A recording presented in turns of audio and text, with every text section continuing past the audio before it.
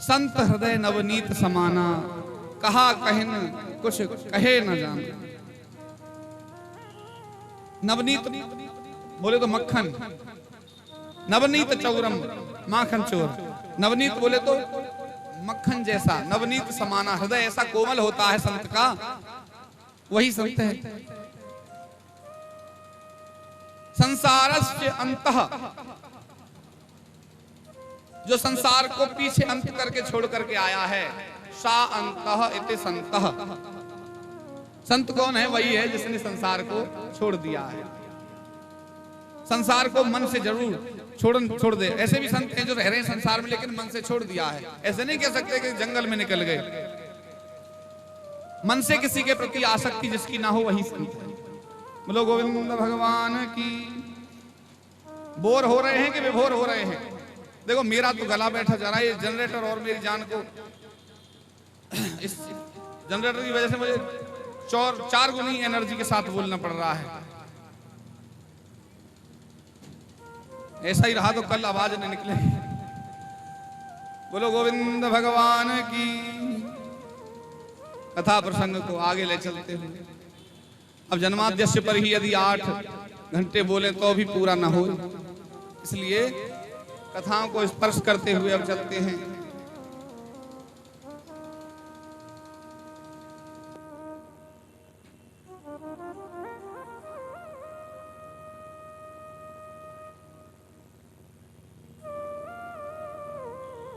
भगवान की जय।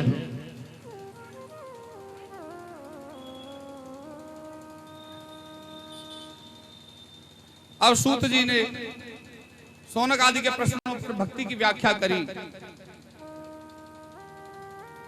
भक्ति के बारे में बताते हैं। कितने प्रकार की भक्ति होती है। सरल हृदय भी जो भक्त हैं वो भी किसी श्रेणी में आते हैं। शौनक आदि ऋषियों ने पूछा था, महाराज भक्ति कितने प्रकार की है?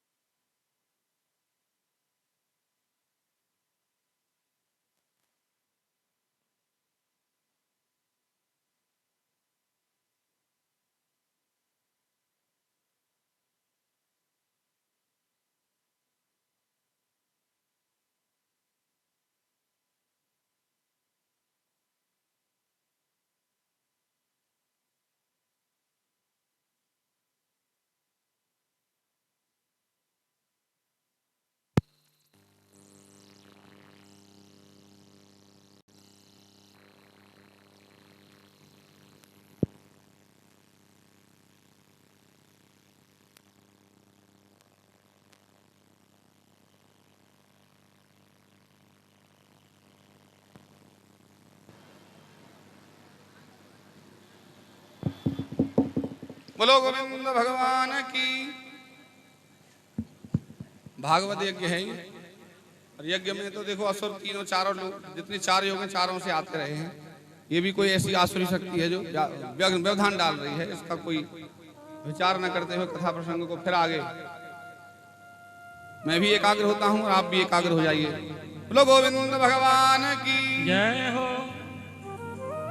6 प्रश्नों से पहले सूत जी ने शौनक आदि के प्रश्न पर 9 भक्तियों की विवेचना करी।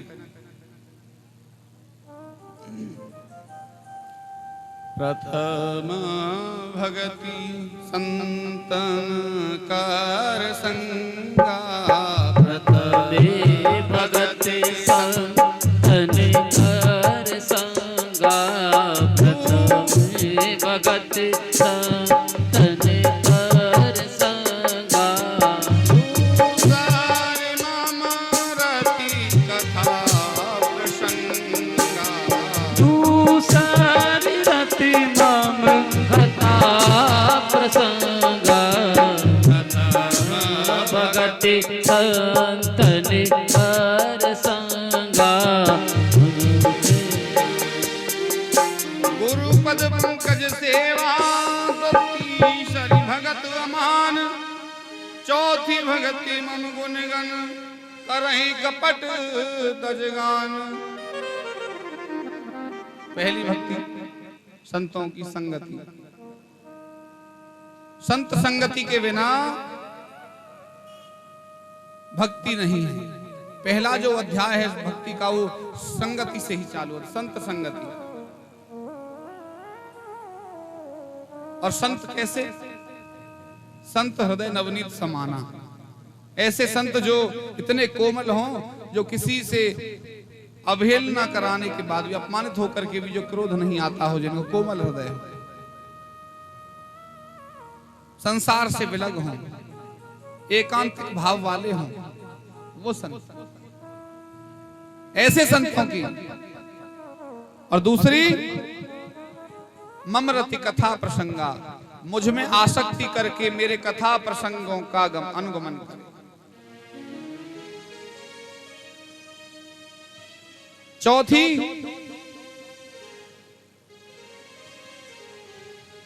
दूसरी है रति, और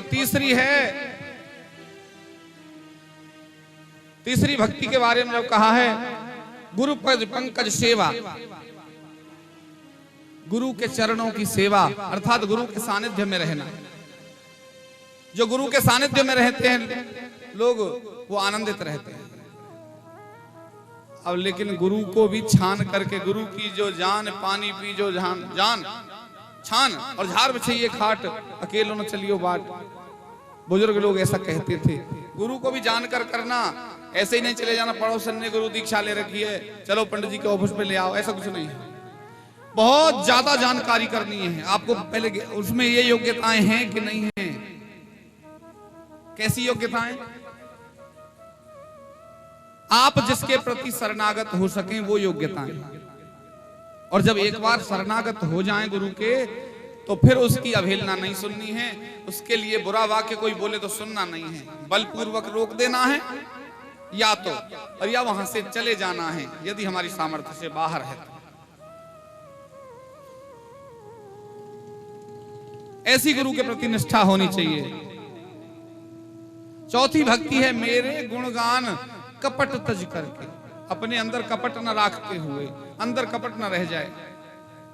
मैंने पहले ही कहा था कि ये चौथी भक्ति भागवत श्रवण से प्राप्त होती है, क्योंकि निर्मत्सराणाम सताम, निर्मत्सर भाव से आता है जीव यहां, और वही कपट है। मोहे कपट छल छिद्र न भाव, भगवान को छल छिद्र और कपट कतई नहीं भाता है। तो चौथी भक्ति है कपट को तज करके मेरे गुणों का गुणगान करे, मेरी कीर्ति का गुणगान करे।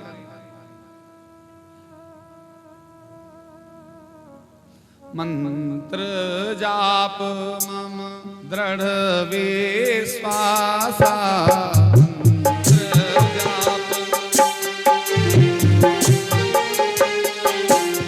मंत्र जाप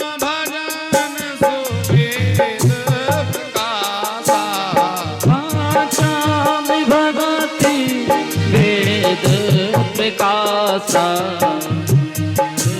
जाप मम दृढ़ विश्वासा श्री राम जय जय राम जय जय राम।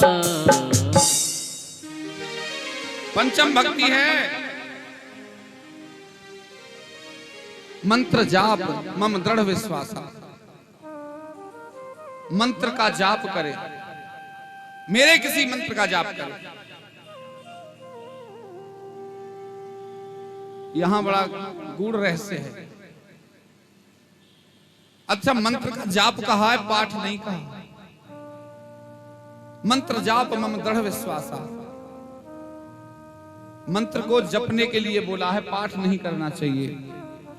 और विशेष तौर पर तो गायत्री मंत्र तो वेद में भी निषेध कहा है कि पाठ नहीं करना, केवल जप करना है।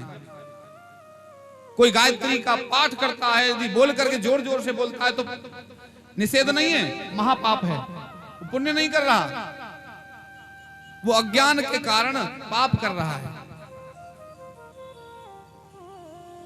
वेद को पढ़ाने वाले आचार्य भी कह देते हैं, जब गायत्री मंत्र जिस जगह आता है, बोले गायत्री मनसा स्मरामी, केवल जप करो मन में, इसे पाठ नहीं करना। वेद का पाठ करो, लेकिन गायत्री मंत्र जहां जाए मन में बस जप करके निकल जाओ आगे को, अगले मंत्र के लिए।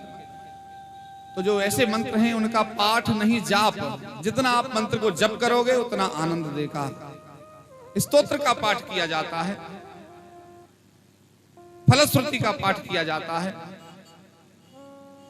तो मंत्र जाप मम दृढ़ विश्वासा पंचम भजन सुवेद प्रकाशा। वेदों ने भी कहा है कि मंत्र जपो, किसी एक मंत्र को इतना जपो, इतनी आवृत्ति हो जाए कि वो आपको ईश्वर के समीप ले। इतना जपे कौन? महाराज जी मैं मंत्र का जप करती हूं, कितना कर दी? 11 बार करती हूं।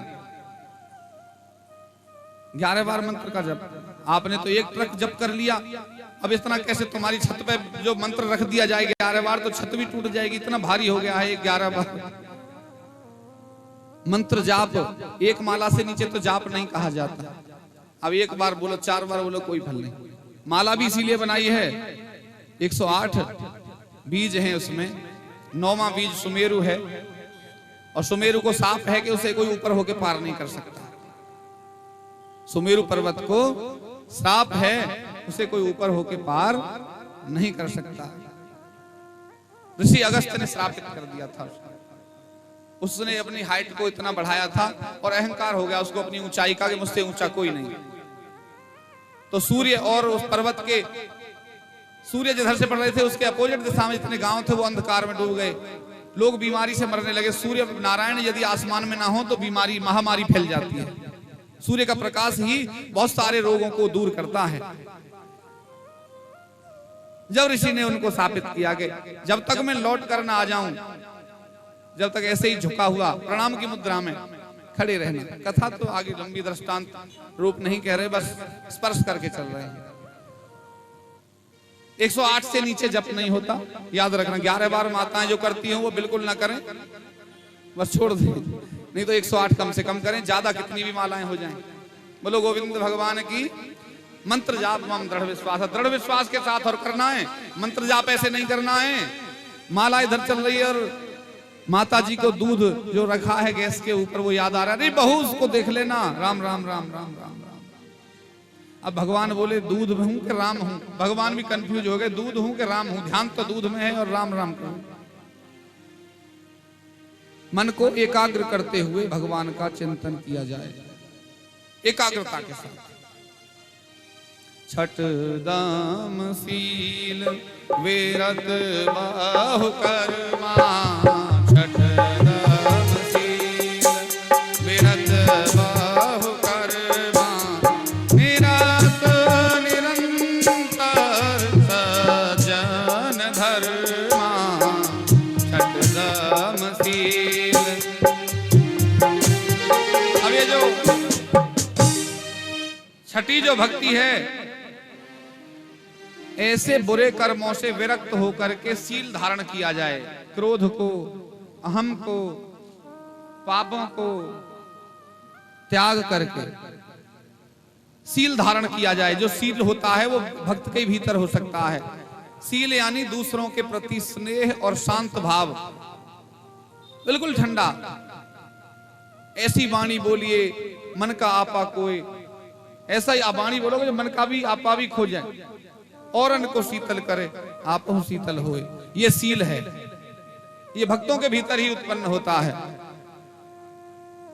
ये सज्जनों का धर्म धारण करने से, अच्छे कर्म करने से भी भक्त की उपाधि प्राप्त होती है। सातम जथा लाभ संतोषा, सातम जथा लाभ संतोषा,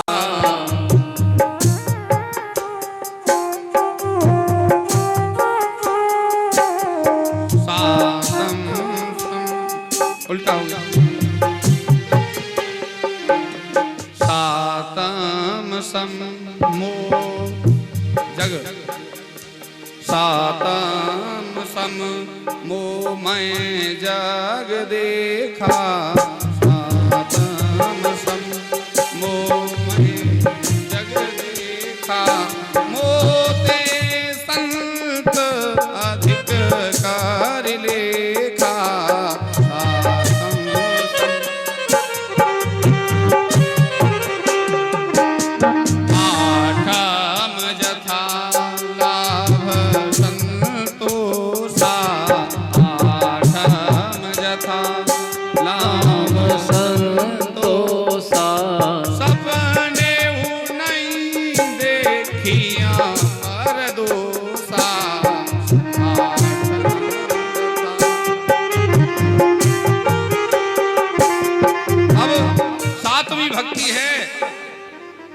मोह मैं जग देखा। सातवीं भक्ति है मुझ में, यानी भगवान को सब में दर्शन करो, सबके भीतर भगवान है। सातम सम मोह मैं सब जग देखा। कैसी भक्ति है सातवीं?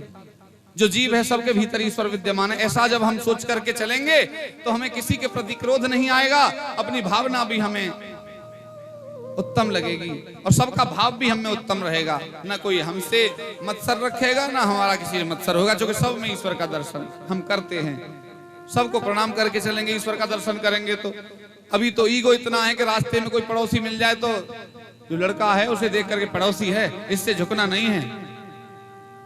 माँ बाप ने नहीं सिखाया, लेकिन माँ बाप ने अच्छा भी नहीं सिखाया उसको। पड़ोसी को राम राम बिल्कुल मत करना, ऐसा नहीं सिखाया माँ बाप ने, लेकिन वो करता नहीं है। क्योंकि पड़ोसी की नाली का पानी उसके घर के सामने से जाता है ना, उसे इस बात का द्वेष है, वो तुमसे राम राम न करे। अभी और कोई किसी से चार बात अगर घर की हो गई है, कोई क्रोध में कहीं हो गया तो उसको भी राम राम बंद है। रिश्तेदारी में भी दो चार लोगों से नहीं बोलते, ये क्या है? ऐसा नहीं। मोह मैं जग देखा, सब में ईश्वर का दर्शन करने वाला ही जीव भक्ति पद को प्राप्त करता है। एक गुरुजी एक दिन सत्संग कर रहे थे, सत्संग में एक बगुला भी पीछे से आकर बैठ गया। उसका भाव ऐसा बना, आ गया। अब उस दिन गुरुजी ने जो पैराग्राफ में बताया था, वो बताया था परोपकार करो, परोपकार से ही धर्म की प्राप्ति होती है। परोपकारो परम धर्म, परम धर्म है परोपकार। बगुला सत्संग सुन के चला गया। अगले दिन फिर सत्संग होना था, लेकिन अब आज से ही बगुला बोला, आज से ही गुनना है, सारा ज्ञान लिया तो आज से ही इसका प्रयोग करो। क्षेत्र में किसी बाढ़ के क्षेत्र में बगुला पहुंचा, ऊपर से उड़ रहा था, देखा तो एक कोई चूहा बाढ़ के जल में लुढ़कैया मार के अपना बहा चला जा रहा है। बगुले को याद आया परोपकार परम धर्म, परोपकार करना चाहिए। बगुले ने उसको अपनी चोंच में लिया, निकाला प्यार से, चूहे को किनारे पर छोड़ा, देखा तो बेहोश है चूहा। बोले ठंड लग गई इसको, अपने पंख में दबा लिया, जो गर्मी शरीर की मिलेगी तो अपना जब छोड़ेंगे स्वस्थ करके। और अपना बगुला बक ध्यान में लग गया, अपने शिकार की तलाश में, भोजन की तलाश में। जैसे ही चूहे को होश आया, चूहे ने बगुले का एक पंख काट दिया, नीचे गिर गया। अब बगुले ने देखा इतना अचेत था बगुला तो अपने ध्यान में, ध्यान इतना बढ़िया होता है, बगुले का ध्यान इतना बताया गया है नीतियों में भी। बको ध्यानम काक चेष्टा बको ध्यानम स्वान निद्रा तथैव च अल्पहारी ग्रह त्यागी विद्यार्थी पंच लक्षणम। तो बको ध्यानम बगले जैसा ध्यान, उसका ध्यान ऐसा था कि पंख कटने के बाद पता चला कि पंख नहीं रहा। अब रोता बिलखता गुरुजी के पास पहुंचा। अब गुरुजी ने पूछा, रे ये किस कुसंग में तेरा पंख कट गया? बगुले ने बोला, कुसंग में नहीं गुरुजी, सत्संग से कट गया। बोले क्यों? आपका ज्ञान था परोपकार करो, मैंने परोपकार चूहे के साथ किया, कट गया। अब गुरुजी बोले, मूर्ख अल्प विद्या विनश्यति, जो छोटी सी कम विद्या लेकर के जाता है वो नष्ट हो जाता है, पूरी विद्या सीख के ही तो प्रयोग करते। प्रयोग बताया नहीं, अभी तो हथियार बनाना दिया था कि हथियार है ये, धर्म का हथियार है कि ये पापों को काट देता है, परोपकार करो। अभी हथियार दिया ही, बनाया था, चलाना थोड़ी बताया था। इसकी पात्रता भी तो है, कल जो बताएंगे हम वो पात्रता बताएंगे। बोले पात्रता क्या है? कि बिना विचार करके, बिना पात्रता देखे परोपकार मत करो किसी के साथ में। चूहे जैसे अगर मनुष्यों के साथ परोपकार भी करोगे वो तुम्हें काटेंगे ही, ऐसे के साथ परोपकार करना भी महापाप है। बोलो गोविंद भगवान की। तो परोपकार को भी देख करके करो, बिना देखे न करो। नवम सरल सब सन छल हीना, नवम सरल सब सन छल हीना।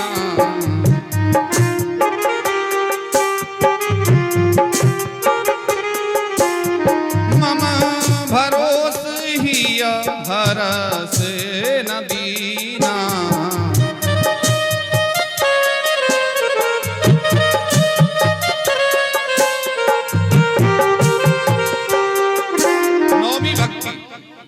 नौवीं भक्ति सरलता है, जो अभी इस भक्त की हमने कथा सुनाई। सरल हृदय, जो सरल हृदय हो जाते हैं, जिनका हृदय भगवान के प्रति नवनीत के तरह से हो जाता है, मक्खन की तरह, भगवान को देखे और पिघल गए। अच्छा, ऐसा हुआ है कभी भगवान के सामने आए हों और आंसू आ गए हों अकेले में? कितने परसेंट लोगों के साथ हुआ? नवनीत समाना, संत हृदय नवनीत समाना। और नवम सरल सब सन छलहीना, नवम सरल सब सन छलहीना, छलहीन होकर के भगवान के प्रति अपने पापों को भी साथ लेके बैठे हैं। कभी भगवान ये मेरे साथ, मेरे द्वारा पाप हो गए, पुण्य मैंने कोई किया नहीं, अब बस मैं आपकी शरण में हूं, आपका ही मैं अंश हूं, कृपा करो कृपा करो कृपा करो। ऐसा भाव रखने वाला भक्त नवमी भक्ति का उपाधि प्राप्त करता है।